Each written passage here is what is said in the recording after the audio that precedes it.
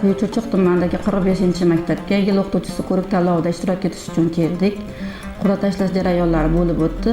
Qur'a tashlash natijalariga ko'ra ikkinchi navbatda dars o'tadigan bo'ldim. Ayni damda dars o'tish jarayonlariga tayyorgarlik ko'ryapman. Umid qilamanki, darsni o'zim o'ylagandek, ko'ngildagidek o'taman. Barchaga omad tilayman.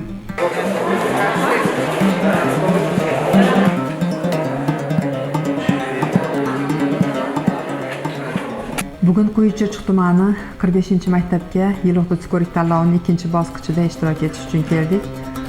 Qur'a tashlash bo'yicha 3-raqam 3-navbat menga tushdi. Hozir dars jarayoniga tayyorgarlik ko'rib o'tiribmiz. Darsni ko'ngildagidek qiziqarli, hammaga ma'qul tarzda, ko'nglimiz to'ladigan tarzda o'tib beramiz deb umid qilamiz.